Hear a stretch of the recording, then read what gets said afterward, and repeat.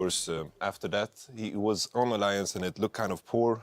And after that, he changed as a player. I think that is the most important thing. He's changed as a player and he kind of fit into the role as the defensive player in Fnatic. Like, and on Alliance, he got the criticism that he was very passive. And I feel on Fnatic, that role is perfect for him because they're playing around the top lane. And Deft as well, he was known as the teamfight AD carry. Like, when I think of Deft, I also think of Imp, like Charizard and Blastoise in a way. And, of course, Deft was the teamfight AD carry, Imp was the laner. And I feel like Deft now, with EDG, he has evolved a lot because they're playing around him. He's dominant in lane and he's becoming a perfect AD carry. Yeah, Reckless himself has been outspoken about the fact that he's happy to take kind of a back seat on the team, play champions like Sivir or Kennen now, the new AD You were carry so that's been happy picked about up. that. I'm very happy You're about so that. happy about the Runon's Hurricane Kennen, but picked up, to be that kind of supportive team fight AD carry that he needs to be for the team. Yeah, it certainly has. And, you have to say that this is a role that Deft was very comfortable playing on Samsung Blue, but no longer plays on the EDG lineup. He's got a very aggressive support in Mako, and that does set them up for some success. But what I want to look at is historically, and in this Worlds, why the LPL teams seem to be falling down. And the first thing I do want to point out is the lane swap situation. This is something that the European teams and Fnatic especially execute on very well, whereas the LPL teams, we saw it in Invictus and LGD, but now even to a lesser extent, EDG, because they're not used to playing a very calculated lane swap. They're very reactive in the LPL, and they try and take it far. A very good example, if you want to go back and look at it, is actually the game against H2K, where EDG stayed top lane, and they dared H2K to make another map on the move while they took the tier 2 turret. That is very LPL League of Legends. Trade an objective, wait for them to react, and then see if you can exploit a weakness. We need to see more of that out of EDG if they're going to be able to take games off Fnatic today. And the other reason I think the LPL teams have fallen down a little bit is that their junglers just haven't shown up so far. Kakao had the game where he went absolutely missing on Skarner, and I just don't think he picked a champion for the rest of the tournament. Then you look at a couple of the other games where LGD's jungler just didn't perform well. Clearlove is like the last hope. He's always, like this season especially, he's been the pinnacle of the junglers. But on the other side of the rift, you have to say probably the most improved jungler coming into this tournament has been Fnatic jungler Reignover. He's been an absolute monster in the early game. He's facilitated the top lane ganks. He's been able to get Huni ahead. And when he needs to be bottom lane, he's actually shown up.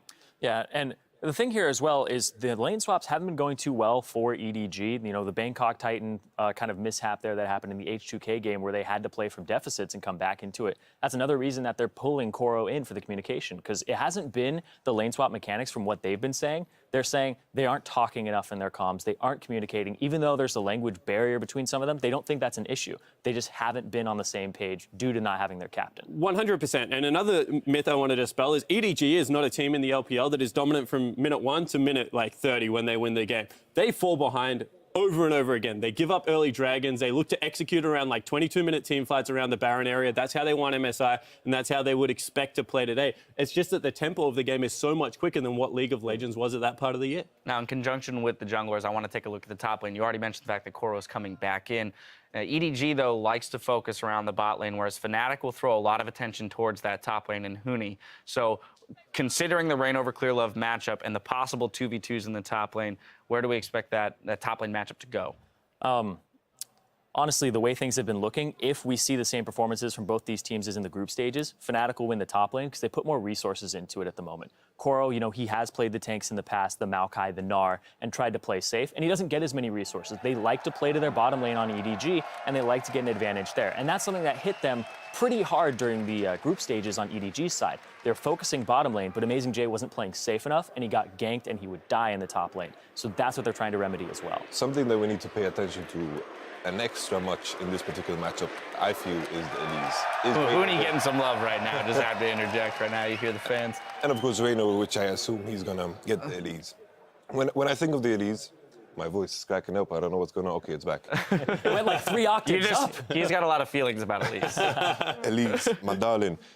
The thing is, I feel like if Clearlove is put in a matchup where Gragas, Rek'Sai, the good old, the classic jungle matchup that we had throughout the season, I think then he can dominate. If Reignover gets his Elise in the first rotation that Fnatic have favored multiple times, then I think Reignover is going to sway that in his favor. Yeah, I think that we also have to take a look at the caliber of top laners that the LPL currently has, and there are some very aggressive top laners. And historically, Koro has done very well in the matchups. And even at MSI, Koro did incredibly well against Huni. He's someone that likes to not exert dominance over a lane, but he absorbs a lot of pressure and plays a fantastic Gnar. So these are champions that are very hard to turret dive. As soon as they go Mega, you can't commit to it because there's just way too much CC in their kit. And I actually think that's why they've brought it in. Even during the Road to Worlds, when EDG were performing well around their top laner, they threw no resources into Amazing J. He'll get like these 5-kill leads. He was having like 12 on Olaf games, but he would randomly die at like tier 2 turrets because he's just over aggressive. And I think that's why the swap has come in.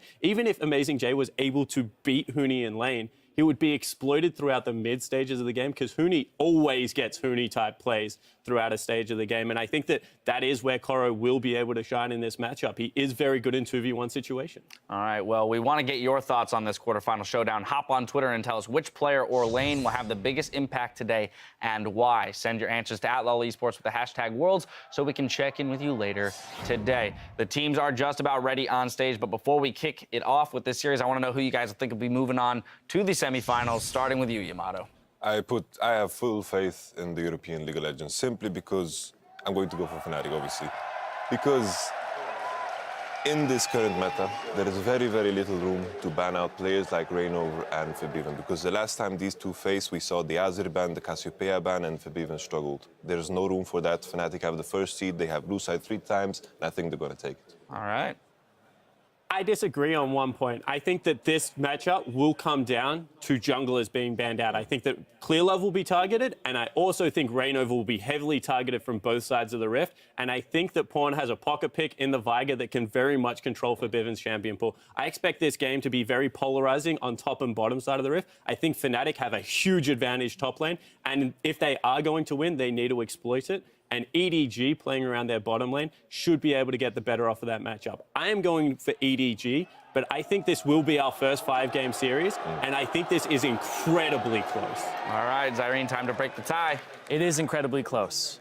And I've been thinking about this matchup a lot. And then you look over at these two teams. You look at EDG. They look like this great army that has had a lot of success, but they've faltered a little bit. They've lost their general. Their general's coming back in, but they've moved on. It's no longer about shooting bows. It's about your guns. What accuracy does Koro have in the top lane? And you know what? This is real life. This isn't one of those fantasy books.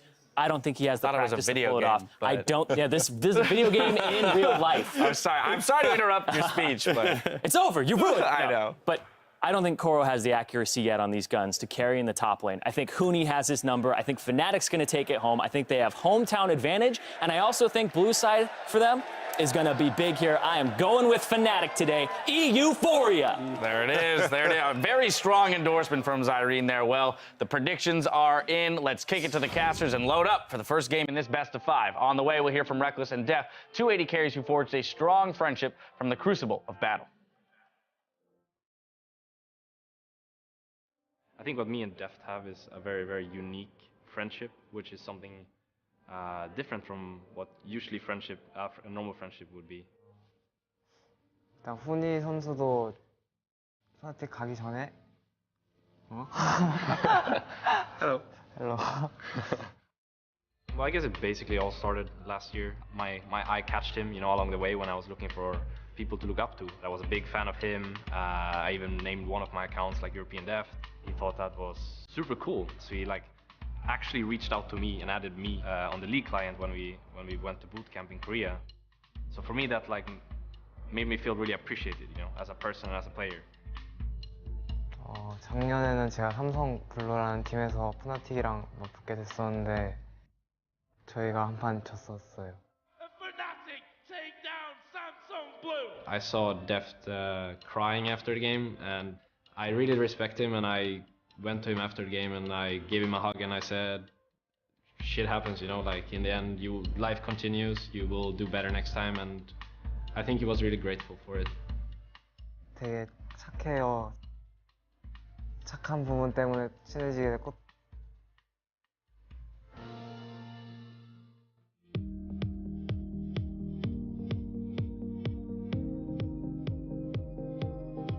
롤드컵이 끝나고 나서도 스카이프나 그런 걸 통해서 게임 내적인 거 정보 같은 것도 공유해서 친해지게 됐고. So we can talk about things very, very deep into the game. There's nothing to lose, right? You know, if I share some secrets with Deft and he shares some with me, and then we both evolve as a player. 중국이랑 또 한국이랑 북미랑 유럽이랑 이렇게 메타나 또 쓰는 챔피언들이 되게 다른데 분명 배워야 할 게 서로 있는데 만약에 제가 레클리스 선수가 없었으면은 그냥 배우지 못했을 것들을 이렇게 대화 스카이프 같은 걸 통해서 알게 되고. What I have with Deft is just different from what I think many other people do not have. That we can speak about these kind of things without it like influencing my game badly when I'm facing him or his game badly when he's facing me, because that happens so rarely that when it actually does, we're both kind of in our ultimate form.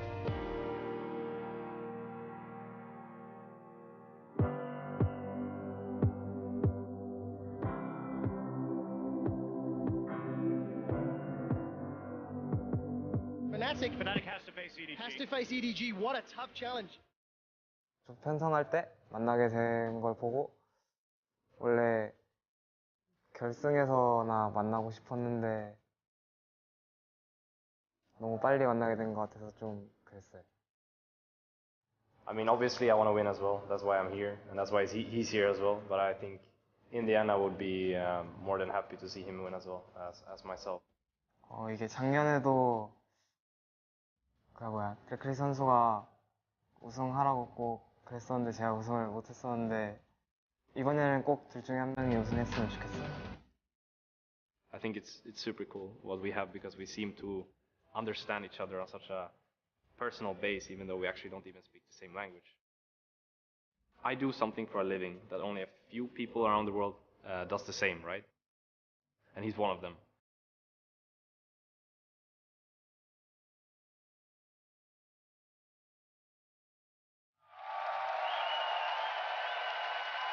Absolutely fantastic video about two truly world-class AD carries. Ladies and gentlemen, I'm Trevor Quickshot Henry, shooting down the cast with Sam, Kobe Hartman Kensler, and Martin DeFicio Lunga. We're about to get ready for Fnatic versus Edward Gaming. This is the first quarterfinal on the bottom half of the bracket. And while the players are getting ready for picks and bans, let's talk a little bit about picks and bans. Is Fnatic going to play around Reckless? DeFicio, yes or no? No for game one, unless they surprise us. And Fnatic is a team who's not afraid of pulling out new things in these very important games. MSI, the Cassiopeia top lane against Team Solar Med, was so effective they knocked them out of the tournament from basically game one. So they're not afraid of pulling out these new picks. They can do it in the first game, but I'm not expecting it. Yeah, it's actually a really interesting matchup between AD carries, because we have Reckless, the utility AD carry so far, with the Kennen and Sivir pick so far, whereas Deft has gone with the hard carry, the Callista, the Jinx. Will we see, some more interesting picks like the Ashe or something come out for Reckless, one of the older? Their final form, he said it's going to be their final form. Is the final form of Reckless and Deft just perfect CS, never trading? We'll find out once we get into this best of five. But let's also talk about some of the more specific champions. Tom Kench, Fnatic, had such a difficulty with this guy. Strongest champion in the game. Against AHQ, they had to try get past him, and eventually did, but it took a monumental effort. And truthfully, Fnatic were on the verge of losing that game to AHQ in the group stage. That game was lost. All inhibitors were down, and there was just one team fight left. Fabian went crazy, won it for Fnatic, but Tom Kench is going to be such a problem for them. We haven't seen Yellowstar play more than once, and that was back in the final of the EU LCS against Origin. I'm sure he can play it, but if you don't play around your AD carry like Fnatic doesn't do, Tom Kench doesn't have that much value. Yeah, and as for EDG's bans, I think since they're on red side, they may just be locked into the Gangplank, Mordekaiser, and Elise. Yeah. As I said many times, you don't want to give the Elise over to Reignover. He's already proven he will perform with that champion on the international stage, and it's just too much early game pressure to deal with. And I definitely agree with the first two bans from Fnatic. Callista against Deft, you know he can play it really well. You don't want to risk that 2v2 bully lane. Tom Kench coming, we just said it. On the bench again. Fnatic doesn't want to play it themselves right now with the style they're using. So instead, they just ban it away to avoid Mako picking it. And first pick, jungler. It is Rek'Sai as Elise has been taken off the table. And Clear Lab has actually had Elise banned against him 3 times this tournament already. But we can really see what Fnatic is doing here, right? It's an AD carry ban and then 2 bans on targets that could buff up that AD carry or make him almost unkillable with the Tahm Kench. So really, they know EDG wants to play around Deft. Yeah, exactly. It's one of the reasons that this matchup between Fnatic and EDG is so interesting, because it's such a top-focused team versus a bottom lane-focused team. Meanwhile, another standard jungler being locked in here. Gragas and Thresh don't give anything away from EDG's side. And I think that's the key thing, because EDG knows Rek'Sai will be the first pick when they ban away that Elise. You're kind of saying, Yeah. Reignover, take your second best champion now and also take that away from Clearlove. But he's played this matchup time and time again. He's fine with this. He gives the scaling jungler towards the team fights late on in the game. And of course, Thresh, we've seen from Mako, the pick potential these two guys have. And the way you can set up ganks in the bottom lane is very key. I would definitely expect Fnatic to save their solo lane picks here, because EDG will have to reveal either their mid lane or their top lane first. I expect EDG to save mid lane pick for Pawn. So if you reveal the top lane, then Fnatic can actually counter pick top lane next round. And this is one of the reasons... Flex Kennen. Yeah, Flex Kennen can obviously go, not support in this case with Alistar, but can go top lane, can go for Reckless or 2 Reckless as the AD carry. But what EDG can do with Koro now in this lineup, and why I think they swapped him in, and one of the reasons for it is the fact he can play a really good Gnar. Very safe matchup for him. He could even maybe go for a Malphite if he wants to, and take a lane where he sits back and he just relies on teleporting. He doesn't need any resources like Amazing J did to be useful. That's a very good point. You know, will EDG also change their playstyle though? You know, while Amazing J did make a lot of his own mistakes, the team also did not help him very often. We'll need to see how Edward Gaming play around their substitute on Worlds tonight. Last night, I mentioned that all of the Chinese teams have performed better after moving in a sub. Let's see if EDG can keep that up. 10 seconds left on the clock. Potentially seeing that Jace, but it might switch at the last second. What are they going to lock in here? So, in case it is Jace. Oh. Okay, this pick And it is. can go to Deft. 71 As an unique AD carry. champions. We were sitting here and looking a little bit at some of the solo queue accounts for Solo queue EDG. spine pays off. And Jace was one of them for Deft. It is a flex pick and go into the mid lane as well.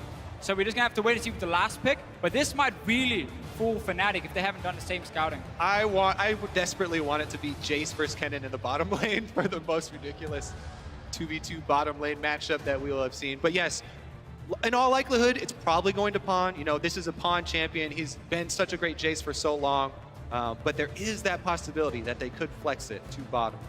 Question, if that is a flex, how do Edward Gaming round out their composition, and how on earth do Fnatic reply?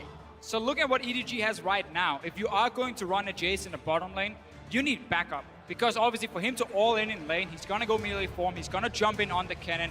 So a Twisted Fate is open for them in the mid lane. That pick, combined with the fact that Gragas and Thresh to set up ganks, that could be scary towards the bottom lane. Solo lane Jarvan or a solo lane Rek'Sai. Do you think? Huni will take it in top lane. And he's done it before. Yeah, we've seen this Jarvan before, and Reignover has never played Jarvan in competitive play. That would be a new one for him at least, but I'm expecting this one to go top into the Fiora matchup. EDG should know that could happen and probably will happen, but instead we get the safe victor as well for Feb. Now, if memory serves, when Huni did play that Jarvan top, it was against Elements, and the game was challenging, let's say. He had a terrible start. That's exactly it. Nothing. And then, after like 20 minutes, his team was winning. He got like 5 kills, and it was like, oh, Jarvan seemed to work pretty well for Huni. But we didn't get to see that early game from him where he was super dominant.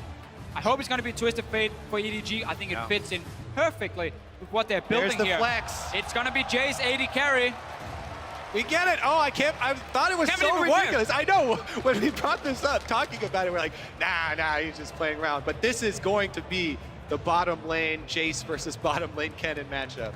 Could you ask for a more interesting way to they're baiting a start Twisted Fate AD the carry. quarterfinals of Fnatic versus Edward Gaming? But again, let's just really quick talk about this Jace. What is going to do? Okay, the all-in potential is going to be very, very strong. You have backup from Clearlove who loves to sit around the bottom lane. You have Lantern from the Thresh, you have CC to set up, and then a Twisted Fate joining. They're even running triple teleport at the moment. Also, Jace is actually a really good champion just individually against Alistar. If you queue up the knockback for Jace in hammer form, you can cancel the headbutt and he won't be able to combo you. So he'll headbutt you and you'll knock him back at the same time. Won't be able to get off that pulverize and we'll be able to interrupt it. Plus, they also have the Thresh for Flay interrupts as well. They're still sitting on triple teleport at the moment. Add in a Twisted Fate as well. That's in total 4 globals coming in for And EDG. Febiven's running cleanse in that middle lane. Well, wait until they lock. They did. They did? They went into game with Flash, 3 teleports. teleport, AD carry, diff. It is happening, and it is happening here in London. Hit up Twitter with your votes. Hashtag FNC win if you think Euphoria is the way, or hashtag EDG win if you think Eulogy is the way. It's game 1 of the quarterfinals. I'm so excited to see if EDG change their ways and actually try and focus on top lane now, because this Jarvan Fiora matchup is really, really snowballing. If Jarvan gets the first lead there, he can 100% Fiora. And yes, Fiora can riposte, but you have to have a really quick reaction time to riposte the Jarvan combo as soon as you hear the flag go down. Yeah, I'm looking at a Jace and a Twisted Fate that's very easy to lock down for Jarvan once he gets rolling, or if he gets rolling up in that top lane. And there's a lot of CC on the side of Fnatic, Alistar, Kennen, even Victor with his own stun. So there's a lot of ways for EDG in the very squishy lineup here to get locked down, but so many teleports, long-range poke from a Twisted Fate and Jace as well, if they start grouping, having that 1-4 setup with Core split pushing on this other side. All right, so, well, everybody's been on the teleport hype train for all of Worlds. Let's talk about what you lose when you don't take a combat summoner for your lane. Obviously, you're going to be weaker in the lane 1 versus 1. Really, that's supported by all of your teammates having the ability to teleport in if your opponents go aggressive. However, if Fnatic can go aggressive in multiple lanes at the same time and gain the advantage, then force them out of lane and have them teleport back, you can defeat them while they're on cooldowns. But if I wanted to run teleport on my AD carry or on my support, I would do it against Fnatic. Because again, they are a team who does not play around Reckless and Yellowstar in the bottom lane. They will sit very often and farm alone and get no help. So if you know you always have your jungler as backup and a teleport from top and from mid, I would feel safe enough not running a defensive summon. And look at the starts from the junglers. This is exactly what we're talking about for both of these teams. Reignover starts on the bottom side, so he'll end up top by the top side, you know, where he's usually around Huni. And Clearlove is starting on the top side. Well, he'll end up on the bottom side of the map to try and help Deft. And Fnatic is pulling for him, so he doesn't have to use an early potion. He gets the camp down faster and rushes towards the red buff, so he will be slightly ahead of Clearlove once he reaches that top side. But again, it puts Fnatic's bottom lane behind because they don't get a camp. Deft is level 2 already. He's got himself a ward, some additional potions from securing that Gromp. And gents, the theory of the AD carry teleport has been explained well. Let's see if EDG's communication can step up. Because with Amazing J, they did not look to be on the same page. But we have heard Analyst Desk discussing the leadership that Koro can bring. But he's also not on a tank. So he may also want some assistance and some support on that Fiora. Well, he's had about 4 or 5 weeks now to practice the new meta picks up in the top lane. And while his performance in the playoffs last time we saw him wasn't great, he got benched. Amazing J stepped in for regionals and did really well. Koro is back and he's here for quarterfinals. Clearly the team believes in him. Yeah, here we go mid though. Reignover, level 3 going for the Rek'Sai gank. Looks like he may be able to get, oh, he misses even the Prey Seeker, so he gets 0 damage out of it. Wasted very little time though. Did show he moved Right towards through. the top side of the map. So right now it's very easy for EDG. You can see Koro already gone back to his own tower because his team is communicating. Careful, Rek'Sai going on top side. Don't risk the combo from a Jarvan. That is so easy to set up a gank into the next knockup from Reignover. Yeah, and he's actually using his teleport back to lane here for Koro. So that is 2 of them down. All three of them down. actually been expended. So I talked about working around those cooldowns for the teleports. All of these laners are much weaker in lane. Really, the difference is going to have to come from the extra Doran's Blade that Koro bought Versus the with blue that buff purchase. that Febiven has now been donated. First one of the game. So already Febiven had shoved Corn in. Pawn's picked up that additional Dorans. Fevin's going to have to do a little bit more work with that blue to maintain control against Pawn. It's such a funny setup Fnatic run. The bottom lane doesn't get a camp alone. They give it over to the jungler or to Huni normally. And Reyno rarely takes away his own blue buff early on because he gives it to Feb and he can use it more in that mid lane. So they're trying to really split the resources quite a lot. And because they're playing a utility AD carry, they don't care about Reckless falling 5-10 CS behind. They're paying it forward. Bottom lane gave a leash to jungle, then jungle gave the early blue buff Then to they mid. gang for Huni. They're such great friends. Here, look at this invade from Fearlove, though. Does get down some early wards. Now, as a jungler, whenever you go to your Raptor camp this early in the game and you see it not spawned, if Reignover goes over there and sees the Raptors have been cleared, you have to assume there's a ward in that brush. Because you've obviously been counter-jungled there, this is literally the most common ward that junglers will place early in the game. Right now, just because he just switched over to his sweeper, he doesn't have it ready to activate, but he's got to know that he just went through wards. Instantly pinged the location, Oh, Kobe. he'd get himself into trouble. Well aware. Gold card is already primed. Reignover gets tagged, but he channeled the tunnel already and gets away relatively unscathed. Yeah, Pawn jumped the gun there a little bit. They had him right where they wanted. Full vision on him, but pulls the trigger early. Well, Mountain showed us yesterday just how slippery a Rek'Sai can be. Reignover sticking around for this invade, and there's seems to be a little bit of movement from the mid lane. The Death Ray catches Pawn. Reignover's not going to get the knock up, and the gold card did connect. Reignover's still got flash, is going to need to channel. Teleport's coming in onto the tunnel from behind. Huni throws down the Demacian standing, and the Dragon Strike, and it's first blood to Featherfin, but Reignover eats the wild cards, trades 1 for 1. Yeah, a little greedy there for Reignover. Goes back in, gets hit with the auto and the wild cards, I believe, to go down for an extra kill. Fnatic would have had that clean first blood if not for that. Not very often, though, we see Fnatic put so much attention towards the mid lane. Early on, Febrant farms under control mages. Normally doesn't do a whole lot, but they really want to shut down this Twisted Fate. Early on, it meant Reignover showed himself twice, and EDG knew what was going on, but didn't respect the fact they didn't have a teleport from top, and Huni did. Yeah, actually chalked that up to sort of a fumble by EDG because they were the team with more information. And they got played there. 3 teleports down, and they let Fnatic create a play while they were down in teleports. Reckless just got chunked real hard down bottom, and Huni, he's been challenged. Koro in his first game at the World Championship flashes forward aggressively. Destiny gets channeled by Pawn, and Huni is caught by the red cards. Gate is revealing his vision. Koro lunges forward. Red card, yellow card, blue card. Pawn's looking for the trigger, pulls it on the gold, but Huni's managed to get away. EDG afraid of chasing in. They had no vision in this jungle. Didn't know if suddenly Reignover would show up, but Febian was nearby. And in the end, Huni escapes. First ulti used from the Twisted Fate of EDG, and it was not resulting in a kill. And that is huge. What an outplay there from Huni. Waiting for Pawn to trigger the ultimate there and actually commit to one direction. Pawn actually committing a little bit too early there. But Pawn does have the early cooldown reduction boots, so that will reduce the cooldown for his next Twisted Fate ultimate. Yeah, we're probably going to see the standard build for him, where he goes for Home Guards very early on, and you're not afraid of then just use your entire mana pool and pushing out a wave, recalling, proc the Home Guards, get mana back, and then go gank the lane. Obviously, Fnatic needs to constantly communicate. Whenever he's moving away from the lane, he has TP, and ulti will be up in a few minutes as well. Because Victor can clear a wave so easily, though, he's one of the best at punishing that roam. Pawn went for the early play, and Forbidden's already up. A large amount of CS there in the middle lane. Pawn's playing for the impact, though. Home Guards again picked up.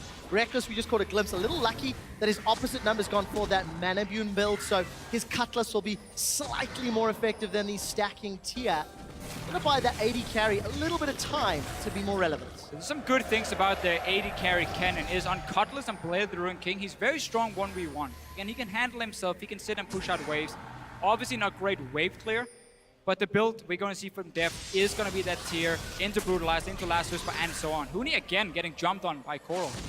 Relatively even. Huni's Golden Age just blocked some of that damage. Cora's going to get some additional sustain. Yeah, you can see how defensively Koro has to play. He has to run away as soon as his riposte is on cooldown there. Reignover does go through a ward, so he'll continue to play defensively.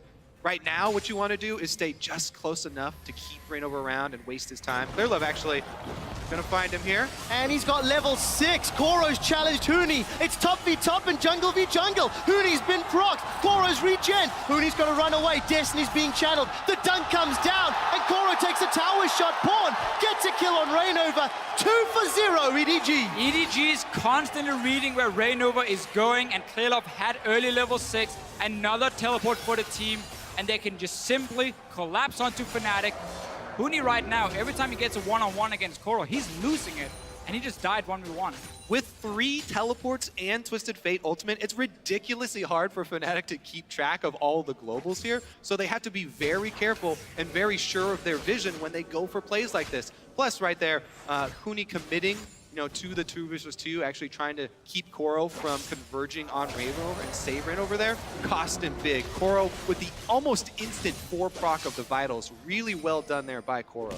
And that's why I would really like to see Fnatic just kind of sit back and say we don't have to go aggressive, Yeah, exactly. because our mid laner will never be able to follow. But what Febiven can do is just constantly push in that mid lane, get a little bit of damage on the mid tower, empty the mana pool of the Twisted Fate, and keep the pressure that way, and always save your summoners for defensive moves when the teleports start happening from EDG. You cannot fight early on against so many globals. They even had the early sight stone here. Reignover's got the sight stone. Set up your defensive vision to keep track of Gragas. If you can keep track of Gragas, then lanes can play defensively. Down bottom, Reckless and Yellowstar fairly easily playing safe.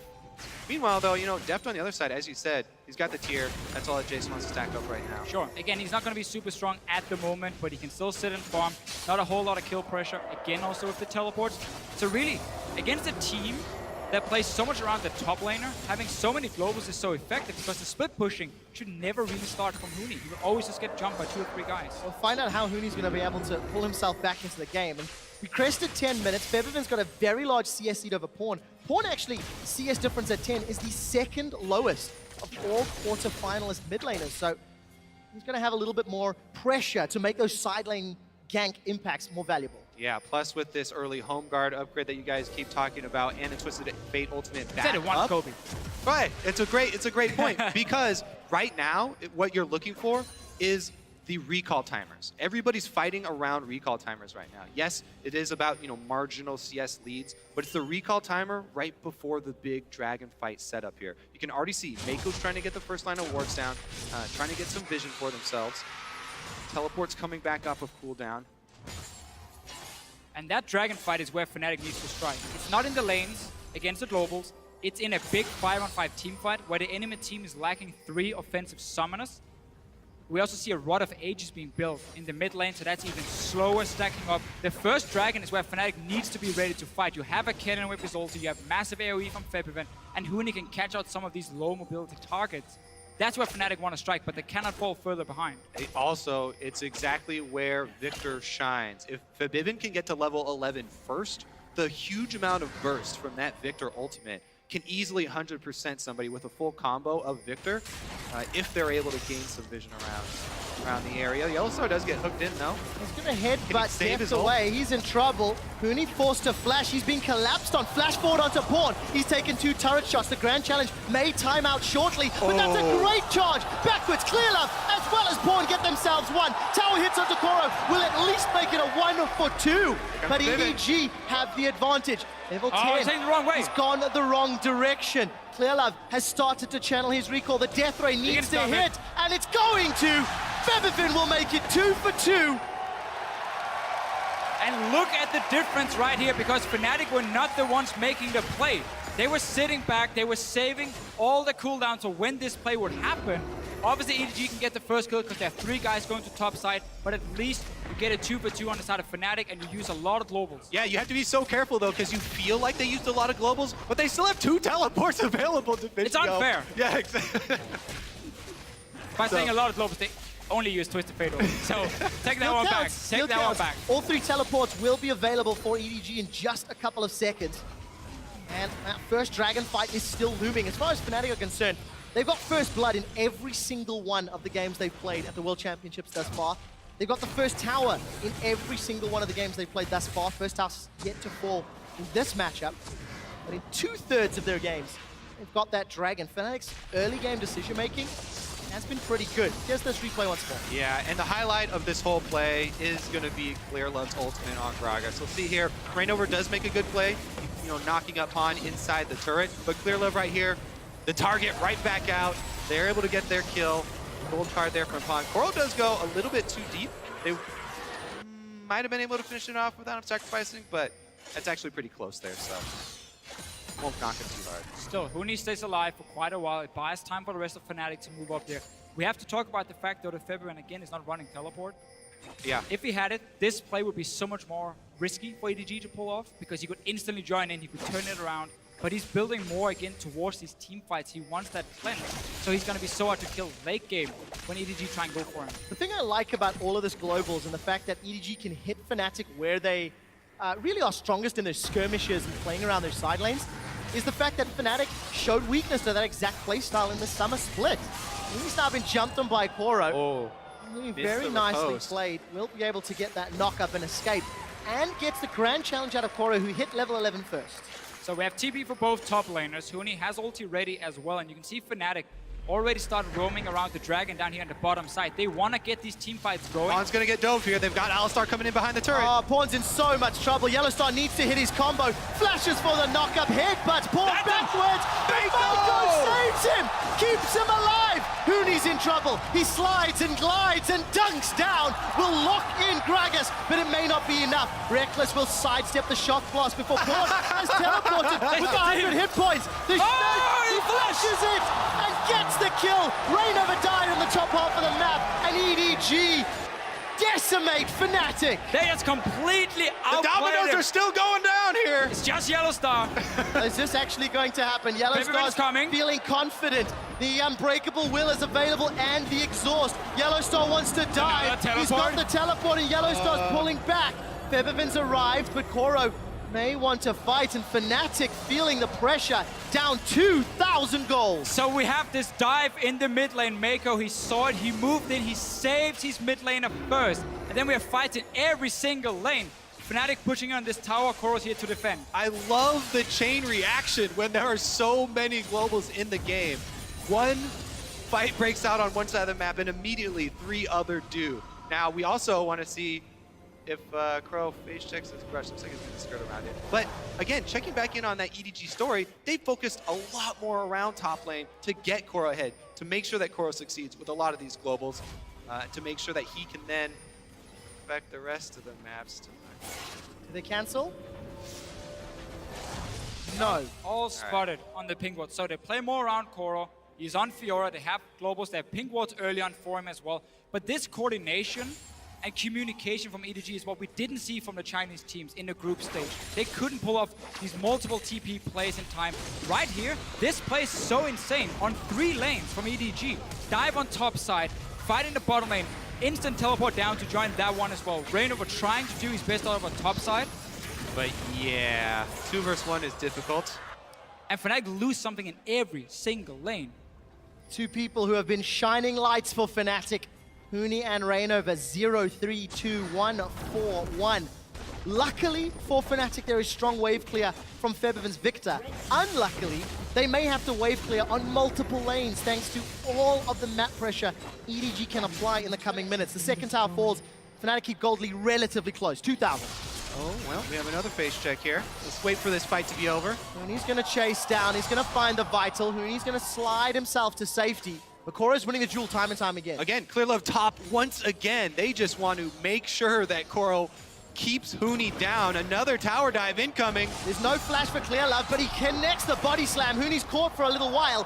Flashes the cask and gets knocked backwards. Will Koro and Clearlove get away? Rainover is going to go for the knockup. He's not going to find it. Koro puts the challenge onto Rainover, and Yellowstar's still far away. Huni's got the Cataclysm. He needs to find the target. Yellowstar's lumped up Koro, and Maiko with the Lantern of Life.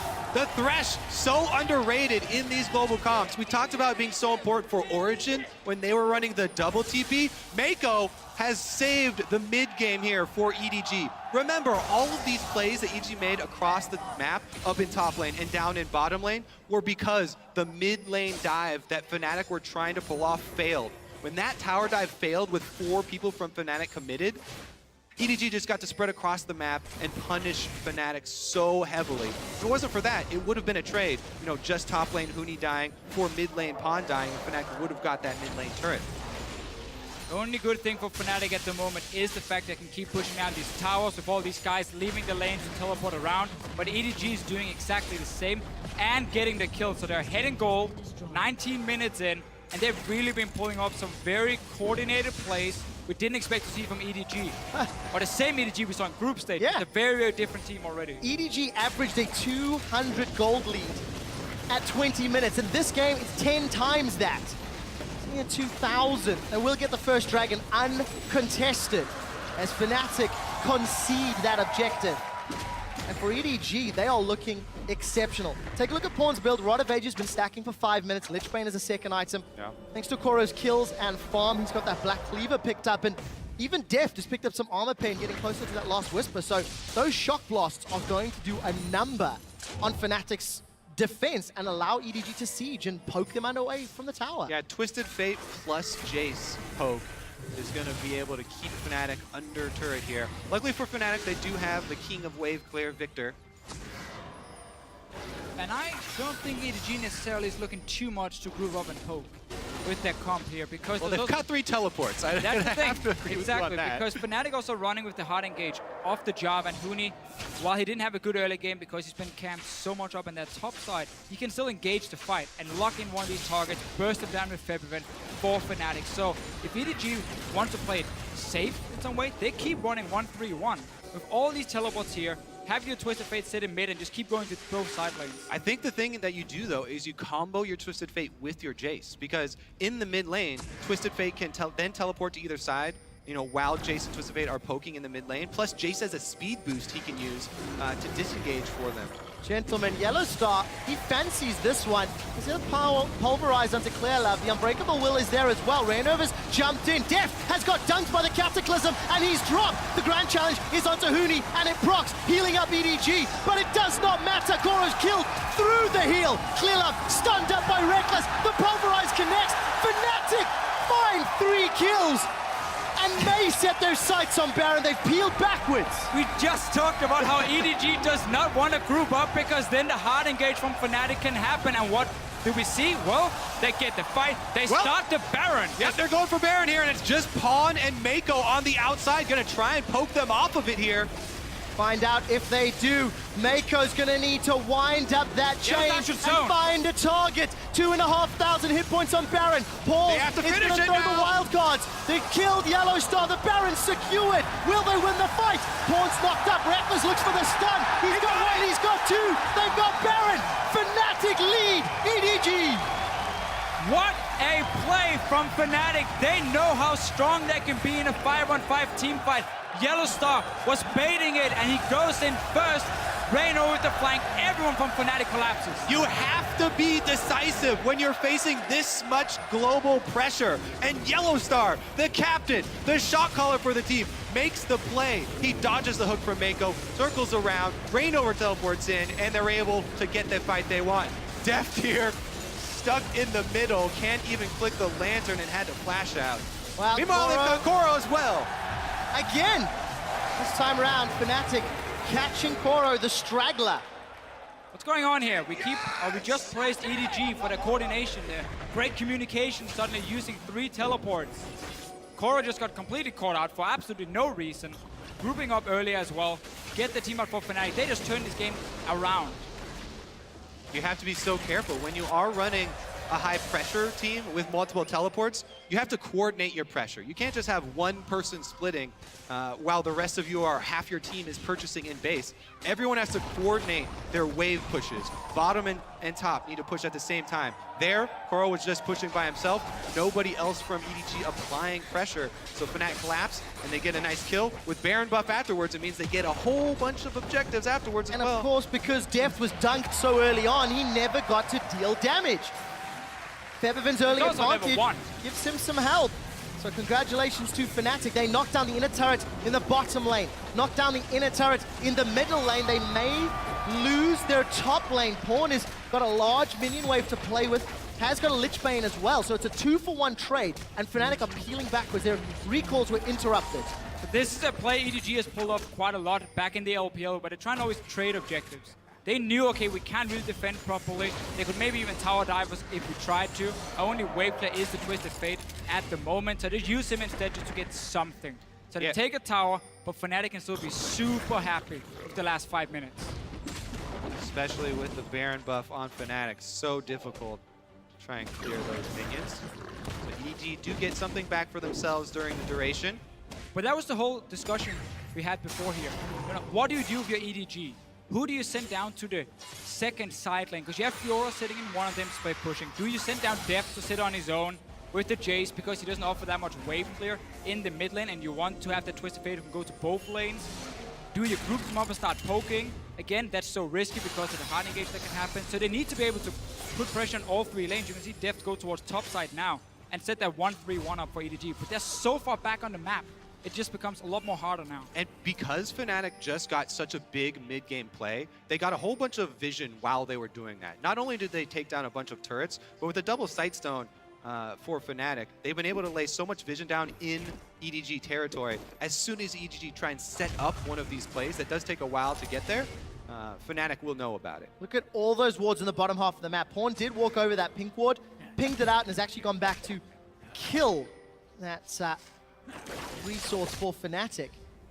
And for Fnatic, Dragon's up in 5 seconds. They do have the timer. They're deciding with all their information, let's shove those waves in as best we can and try to secure at least the first objective. Only 2 Dragons at 25 minutes. It's not been a primary focus for either of these teams. It's all been about top lane, really. So far away from Dragon, basically all the plays in the early game. This just to get to 6%. Let's see what happens. Hooney's going on Clearlove. Yep, he's got him. Clearlove's in trouble. He's going to get headbutted out of the Cataclysm, but Hooney follows up with a great Dragon Strike. Another pick here for Fnatic. And again, that Dragon that Fnatic got is actually fairly big because, 26 minutes into the game, the 6% does mean a lot, and it was awarded to them because they had so much deep vision from that last push. On top of it, they catch Clearlove here. EDG starting to crumble. Yeah, they really need to stop getting caught out because every time that happens, their split push breaks. Because suddenly now you have to back away from your side lane. You have to respect the fact Fnatic are 5 members on the map. So Koro now has to go really far back. He cannot use the big wave. Fnatic can set up another slow push and then start grouping again and look for another fight. And of course, Clearlove, this isn't the first time he's been caught out of position. Much like Hooney, throughout the group stages, both players being a little over-aggressive in their positioning, maybe too far forward. All the tempo is now sitting with Fnatic. I just want to re-highlight, how important we talk about Thresh is in this composition. Right there was a perfect example where Clearlove should have been with Mako. That is a support jungle duo that's supposed to be getting vision because Gragas Thresh is so safe if they are together. However, no Mako there. Clearlove gets caught. He gets pushed around, and they lose more space. Items continue to stack up. Koro's had the Ravenous Hydra versus the Titanic Hydra of Hooney. Muramana has been completed for Deft. And the 3-item spike for Reckless has come in. So everybody's scaling. Pawn's got himself that Hourglass as well. So a couple of tricky plays can be initiated with the Destiny. Fnatic playing it safe, pushing those waves out slowly but surely. Top will be going towards EDG in the next few moments. And that will give a couple of tools for Fnatic. A minute till Baron. Fnatic love Baron. It's their thing. I feel like EDG do as well. Both teams often play so much around like these 25 minutes, get one fight, get a pick, and then take that Baron instantly and use it to close the game out. But for EDG in these team fights, if we get the 5-on-5, who do they want to kill? Obviously, we're looking at Reckless, we're looking at Febivit. There's a cleanse on one of them, so that's very smart. That was a sacrifice by not having teleport early on. And then Kennen is one of these AD carries who feel really well for himself because he has a massive AoE aura. He can stun you if your aura goes in there with squishy targets and take them down. Not only that, but going with this build for Reckless, it's all based around sustain and auto attack speed. So he's getting off multiple stuns, multiple charges, and you just buy a little bit of time, steal up more life because you're life stealing on all of these targets with your double life steal build. If you don't focus him and burst him down, then he'll sustain through the whole fight. He'll continue to throw out these annoying mini stuns and provide that CC that Fnatic need because they have Hooney who likes to run damage in top lane. And if we get an aggressive ulti in the backline from a Twisted Fate to lock down a target. Then all 5 members of EDG are stuck in there. They're all trying to get to the same guy. 2 melee champions for Deft and Koro. Or, well, Deft when he wants to burst at least. Let's see what Yellow happens Star here. again. 2 teleports available for EDG as their solos are down in the bottom. Double stun on Clearlove and Mako. They've already got Mako. Clearlove's looking to get away as Reckless looks for the stun. Finds it. May not get another. Continues to auto-attack. 2 members down. With Dangerous each play, fight, though. Fnatic may need to defend. Koro and Pawn, they've got an inner turret. They've got a minion wave to work with. And Fnatic, they're a little split. Hooney's decided to back away. Feathervin is already in the base. And the Can't rest do of it the by team himself. on Baron. Yep, he can't do it by himself. It doesn't matter.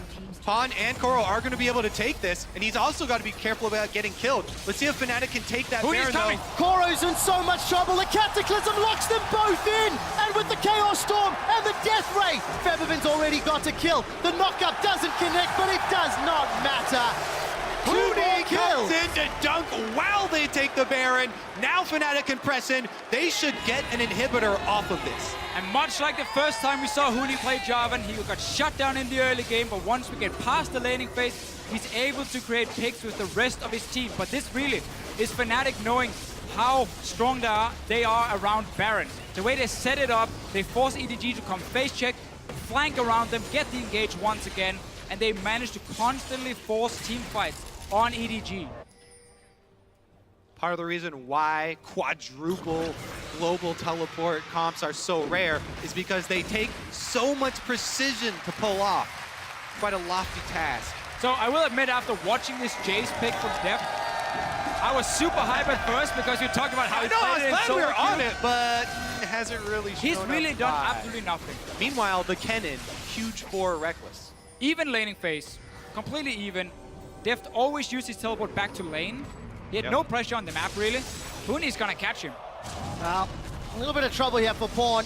Lock him up, out. not gonna happen. Pawn makes it out with 200 hit points, but Fnatic with the Baron-empowered minions, they're knocking on the middle and bottom lanes. There's a teleport to the inhibitor. Pawn is going to secure this one.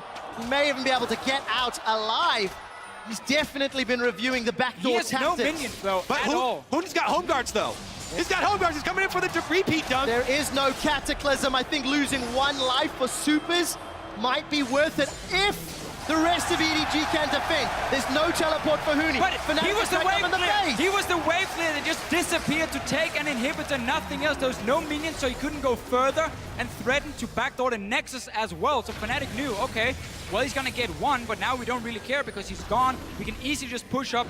Hooney's going to join his team, and that's 5 members from Fnatic. They can dive EDG super easy. Cataclysm's only a few seconds away, but this tower is down. It has been deconstructed in front of EDG's faces. The second inhibitor falls, and there are supers on 2 lanes for Fnatic. This is the single lane for EDG. I do not think that was worth it.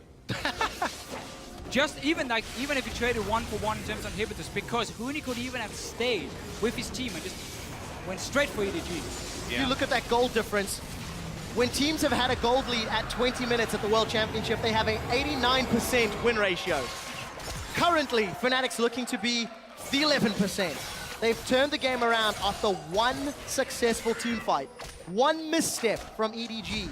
Well, these swung it completely EDG are in Fnatic's running, favor. as we said, such a delicate team composition that takes so much precision. If you make that one mid-game mistake, we saw how heavily Fnatic were able to punish them for it. Huge, huge swing.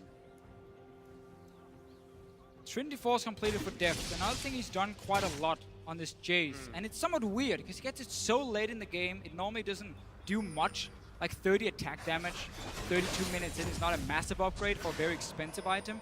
But it seems to be more, he wants the movement speed from it, he wants the Sheen proc to get a little bit more burst. Yeah. But he can never really go in hammer form against this Fnatic lineup because they want him to jump in with the rest of the team. So they have Kennen AoE, Victor AoE, Alistar knock-up, everything to just take down these squishy targets. So I don't really agree with his Trinity Force buy.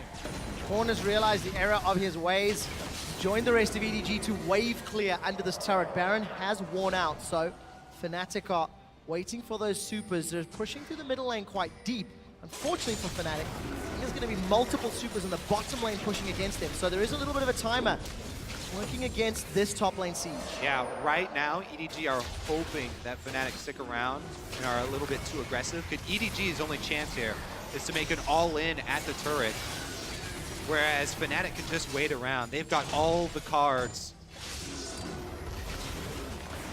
We'll see when they reveal them, Kobe.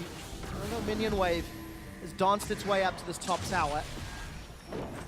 How quickly Pawn can clear them. Melees are down to half hit points. Rekkles gets chunked. Gold card comes out, and Clearlove has found him. Rekkles gets pushed backwards, and he's shut down by Def. This could be the team fight that turns it around. 2 members of Fnatic are down for only Clearlove from EDG. Featherfin's forced to retreat. The double kill will be added to Koro's score. Fnatic lose 4. EDG do it. They pull off the only thing that they possibly could, an all-in under the turret. And they, well, can they chase down Forbidden here? It looks like Koro's going to be able to.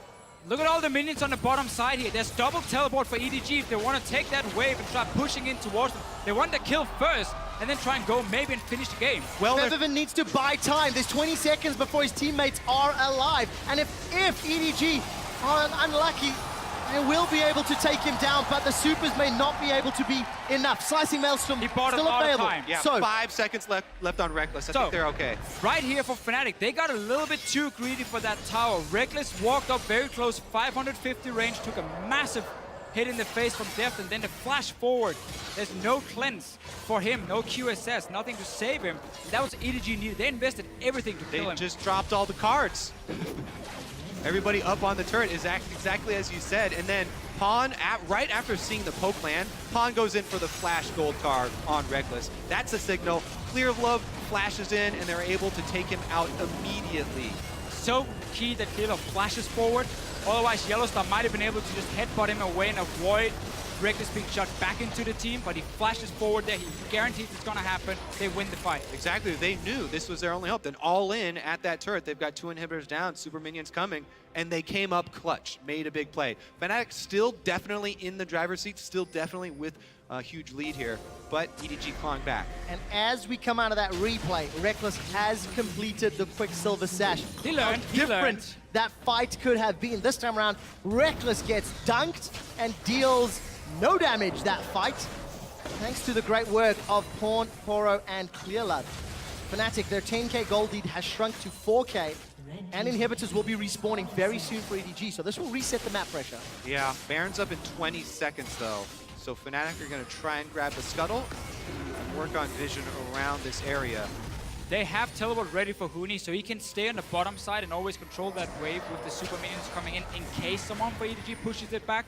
And as long as you bait around Baron, it's so easy to go push out top and mid lanes at the same time for Fnatic. So this will nullify the globals a little bit from EDG and make it easier for Fnatic to get a 5-on-5 team fight. You even saw Huni with home guard sitting and waiting in base and just saying, oh, yeah, it's going back to again. Fountain So right now. He knows there are going to be wards behind EDG, and he wants to guarantee that engage. This is the most intense moment for the shot callers. This is where you make or break the game. There's no room for mechanical misplays. Every second means Pawn gets closer and closer to that bottom inhibitor as well. And Fnatic can't make up their minds. Reignover goes back and he's left the tunnel. They're going to commit. Death Sentence finds Yellowstar. The Baron's being bursted so quickly. Pawn has started to channel his TP, but it may be too late. 2,500 hit points on Baron. Will it get secured by Fnatic? And it does. The knockup finds 2. The dunk finds 4. And the Maelstrom melts Edward Gaming, sending a massive message that Fnatic want to win the first game in this series. Koro and Def are running for their lives, and they will get run down. Def will drop the hammer, but it will not matter. Rekkles gets the kill, 9, 2, and 4, and Fnatic should knock down the Nexus. EDG unable to use their split push because of the Baron, and you saw Yellowstar sit ready to headbutt Clearlove away, so he couldn't get close. He had to just try and throw in his ulti. Wasn't enough, and Fnatic are looking to take the first game. Fnatic have got Baron-empowered minions knocking down the Nexus. Koro will follow shortly, and as Edward Gaming are aced, Fnatic take the advantage and are one step closer to a semi-final spot. Great decisive mid game there from Fnatic. Yellow Star and Co making a huge turnaround. And that is so key for Fnatic because they were on blue side in this game here. Every single team in playoffs, they picked the blue side. So it's supposed to be the stronger one. They get the first win on it. They had some target bans coming in this time. Yep. Obviously, we had EDG banning the Mordekais and Gangplank against Fnatic. They can change that for the next game. Maybe look towards Rainover even more and say, Lee's and Rek'Sai, we're gonna remove both of them from your pool.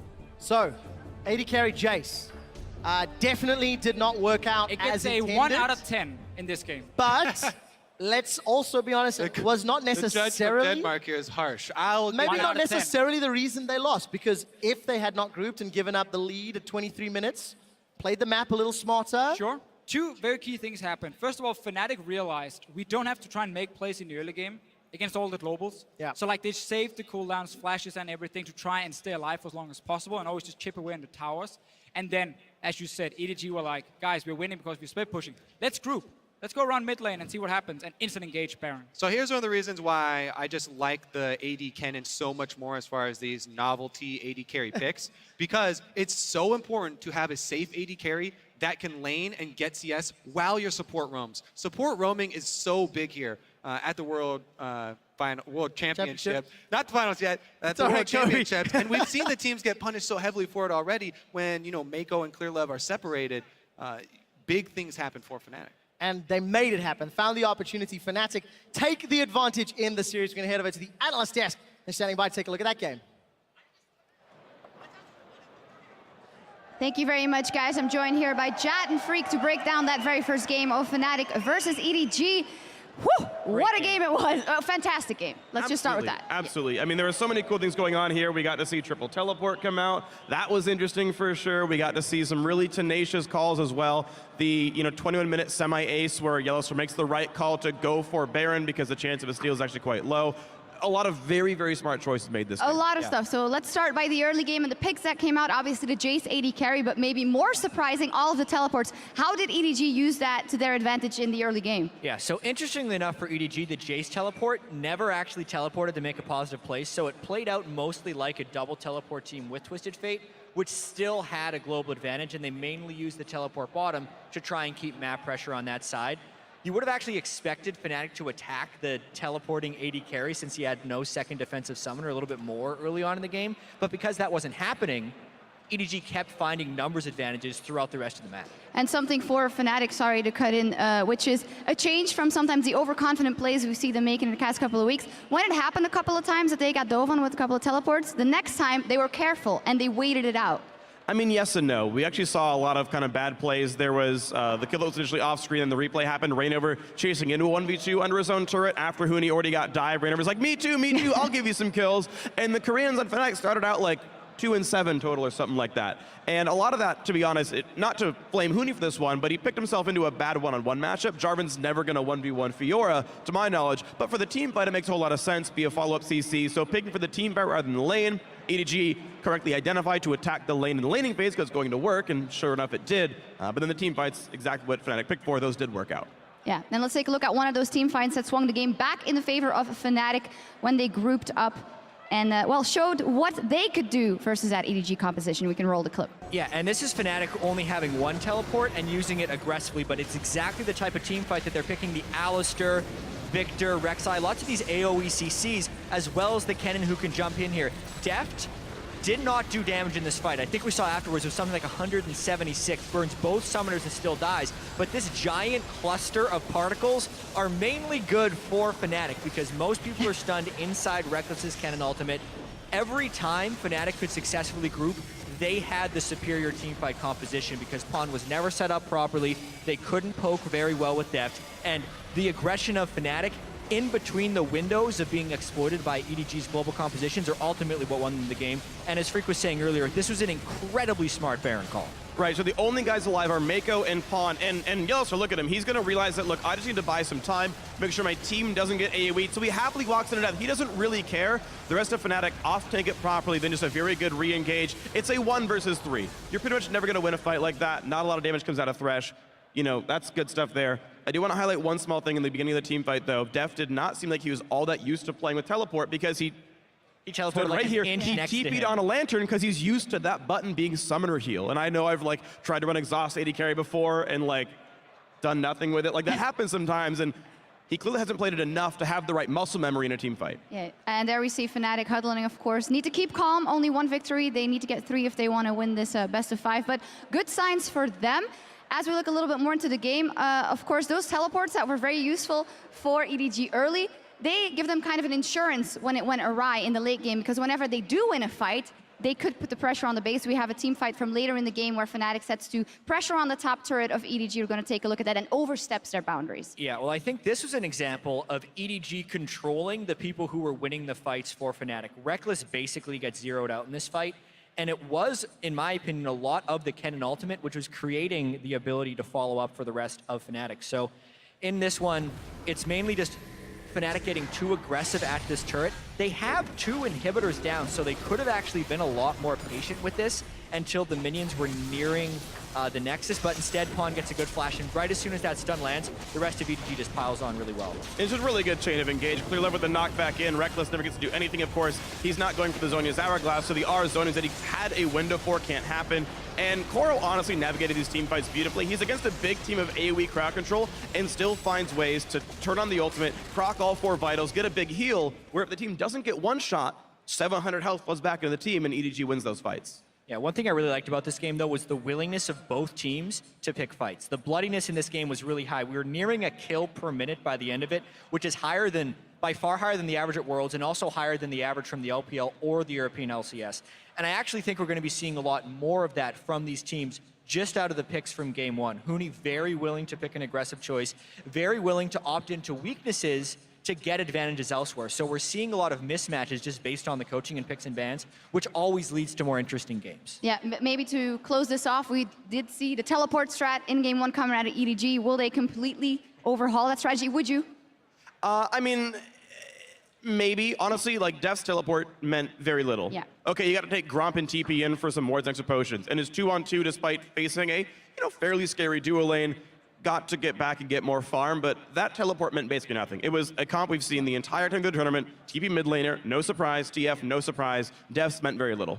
Yeah, I think double TP is the thing we're going to continue to see. I don't think triple TP is the thing we're going to continue to see, and I expect Def to pick more to win the lane.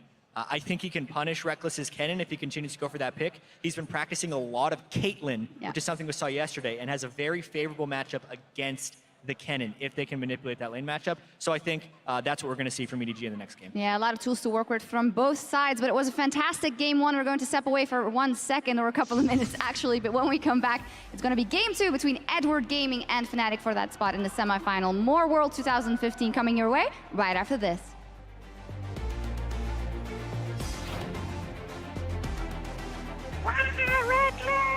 It was awesome. I was trying to look for the goal, we did it also. Couldn't find. Fighting the heartbreaker. Onto the tunnel from behind. Huni throws down the Demacian standard. And the Dragon Strike. And it's first blood to Featherfin. Pawn's in so much trouble. Yellowstar needs to hit his combo. Flashes for the knock-up hit, but Pawn backwards. Falco saves him. And EDG decimate Fnatic. Jeff and back, Jeff and back. Yep. Base. JCQ. Good job, guys. Really good job. And he's shut down by Dip. This could be the team fight that turns it around. 2 members of Fnatic are down for only Knilla from EDG. The knockup finds 2. The dunk finds 4. And the Maelstrom melts Edward Gaming. Fnatic are 1 step closer to a semi-final spot.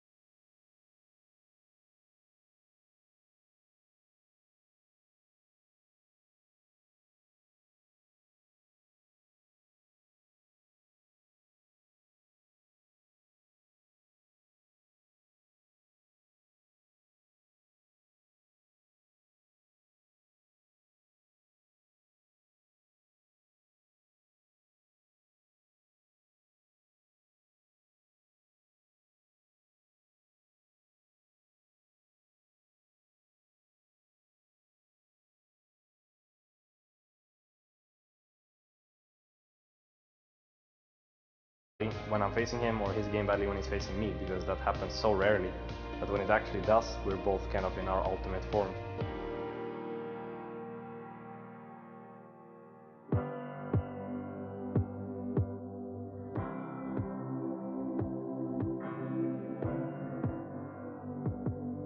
Fnatic has to face EDG. What a tough challenge. 저 편성할 때 만나게 된 걸 보고 원래 결승에서나 만나고 싶었는데 너무 빨리 만나게 된 것 같아서 좀 그랬어요.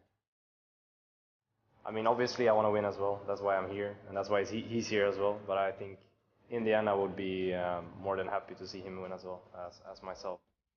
이게 작년에도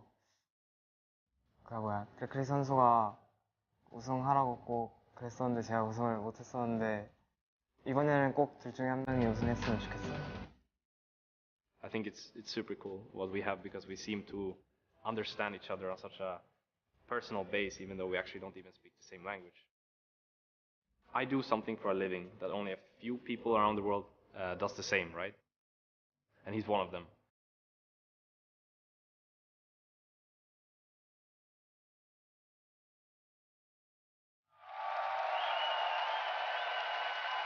Absolutely fantastic video about two truly world-class AD carries. Ladies and gentlemen, I'm Trevor Quickshot Henry, shooting down the cast with Sam, Kobe Hartman Kensler, and Martin DeFicio Lunga. We're about to get ready for Fnatic versus Edward Gaming. This is the first quarterfinal on the bottom half of the bracket. And while the players are getting ready for picks and bans, let's talk a little bit about picks and bans. Is Fnatic going to play around Reckless? DeFicio, yes or no? No for game one, unless they surprise us. And Fnatic is a team who's not afraid of pulling out new things in these very important games. MSI, the Cassiopeia top lane against Team Solar Med, was so effective they knocked them out of the tournament from basically game one. So they're not afraid of pulling out these new picks. They can do it in the first game, but I'm not expecting it. Yeah, it's actually a really interesting matchup between AD carries, because we have Reckless, the utility AD carry so far, with the Kennen and Sivir pick so far, whereas Deft has gone with the hard carry, the Kalista, the Jinx.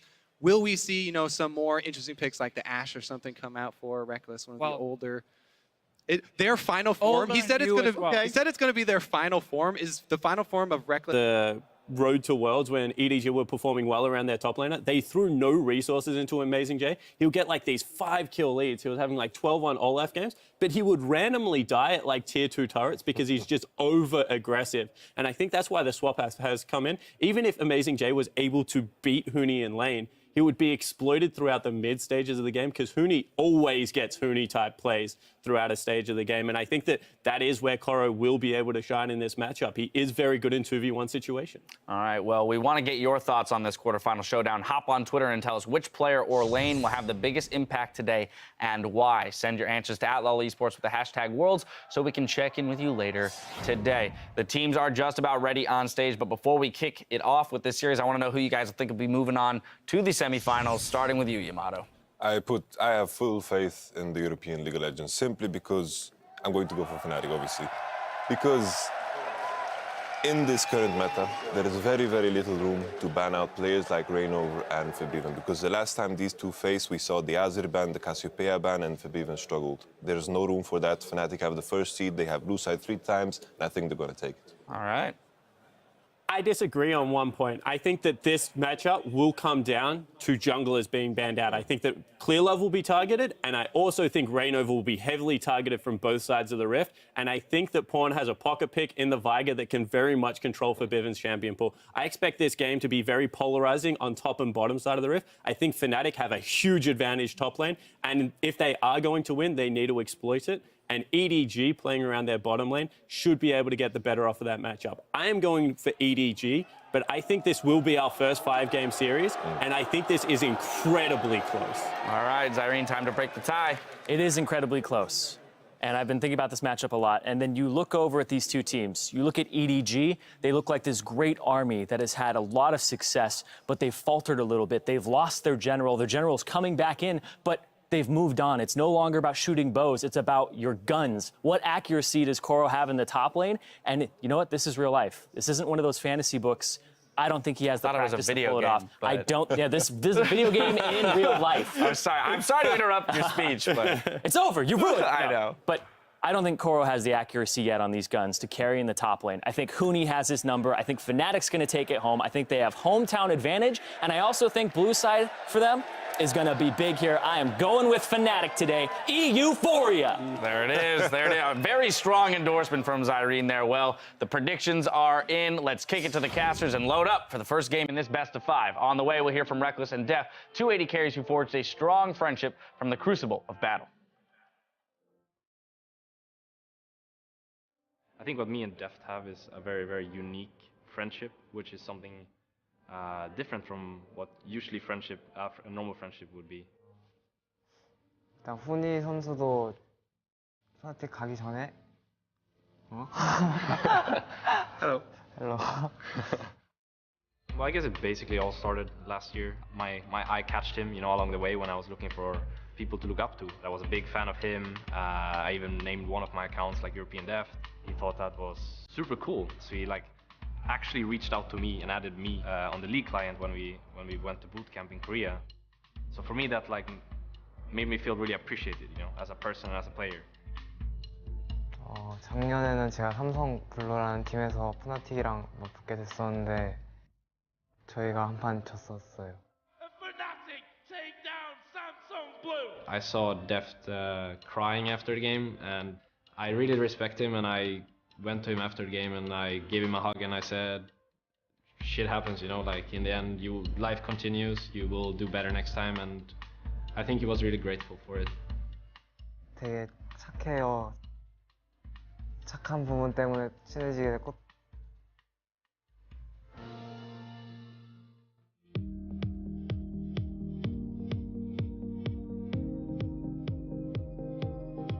월드컵이 끝나고 나서도 스카이프나 그런 걸 통해서 게임 내적인 거 정보 같은 것도 공유해서 친해지게 됐고. So we can talk about things very, very deep into the game. There's nothing to lose, right? If I share some secrets with Deft and he shares some with me, and then we both evolve as a player. 중국이랑 또 한국이랑 북미랑 유럽이랑 이렇게 메타나 또 쓰는 챔피언들이 되게 다른데 분명 배워야 할 게 서로 있는데 만약에 제가 레클리스 선수가 없었으면은 그냥 배우지 못했을 것들을 이렇게 대화 스카이프 같은 걸 통해서 알게 되고. What I have with Deft is just different from what I think many other people do not have. That we can speak about these kind of things without it influencing my game badly. Of course, after that, he was on Alliance and it looked kind of poor. And after that, he changed as a player. I think that is the most important thing. He's changed as a player and he kind of fit into the role as the defensive player in Fnatic. On Alliance, he got the criticism that he was very passive. And I feel on Fnatic, that role is perfect for him because they're playing around the top lane. And Deft as well, he was known as the teamfight AD carry. When I think of Deft, I also think of Imp, like Charizard and Blastoise in a way. And of course, Deft was the teamfight AD carry, Imp was the laner. And I feel like Deft now, with EDG, he has evolved a lot because they're playing around him. He's dominant in lane and he's becoming a perfect AD carry. Yeah, Reckless himself has been outspoken about the fact that he's happy to take kind of a back seat on the team, play champions like Sivir or Kennen now, the new AD You were carry so that's been happy picked about up. that. I'm very happy You're about so that. happy about The Runon's Hurricane Kennen, but picked up, to be that kind of supportive team fight AD carry that he needs to be for the team. Yeah, it certainly has. And, you have to say that this is a role that Deft was very comfortable playing on Samsung Blue, but no longer plays on the EDG lineup. He's got a very aggressive support in Maker, and that does set them up for some success. But what I want to look at is historically and in this Worlds, why the LPL teams seem to be falling down. And the first thing I do want to point out is the lane swap situation. This is something that the European teams and Fnatic especially execute on very well, whereas the LPL teams, we saw it in Invictus and LGD, but now even to a lesser extent, EDG, because they're not used to playing a very calculated lane swap. They're very reactive in the LPL and they try and take it far. A very good example, if you want to go back and look at it, is actually the game against H2K, where EDG stayed top lane and they dared H2K to make another map on the move while they took the tier 2 turret. That is very LPL League of Legends. Trade an objective, wait for them to react, and then see if you can exploit a weakness. We need to see more of that out of EDG if they're going to be able to take games off Fnatic today. And the other reason I think the LPL teams have fallen down a little bit is that their junglers just haven't shown up so far. Kakao had the game where he went absolutely missing on Skarner, and I just don't think he picked a champion for the rest of the tournament. Then you look at a couple of the other games where LGD's jungler just didn't perform well. Clearlove is like the last hope. He's always, like this season especially, he's been the pinnacle of the junglers. But on the other side of the rift, you have to say probably the most improved jungler coming into this tournament has been Fnatic jungler Reignover. He's been an absolute monster in the early game. He's facilitated the top lane ganks. He's been able to get Huni ahead. And when he needs to be bottom lane, he's actually shown up. Yeah, and the thing here as well is the lane swaps haven't been going too well for EDG. You know, the Bangkok Titan kind of mishap there that happened in the H2K game where they had to play from deficits and come back into it. That's another reason that they're pulling Koro in for the communication, because it hasn't been the lane swap mechanics from what they've been saying. They're saying they aren't talking enough in their comms. They aren't communicating. Even though there's a language barrier between some of them, they don't think that's an issue. They just haven't been on the same page due to not having their captain. 100%. And another myth I want to dispel is EDG is not a team in the LPL that is dominant from minute 1 to minute 30 when they win the game. They fall behind over and over again. They give up early dragons. They look to execute around 22-minute team fights around the Baron area. That's how they won MSI, and that's how they would expect to play today. It's just that the tempo of the game is so much quicker than what League of Legends was at that part of the year. Now, in conjunction with the junglers, I want to take a look at the top lane. You already mentioned the fact that Koro is coming back in. EDG, though, likes to focus around the bot lane, whereas Fnatic will throw a lot of attention towards that top lane and Huni. So considering the Reignover Clearlove matchup and the possible 2v2s in the top lane, where do we expect that top lane matchup to go?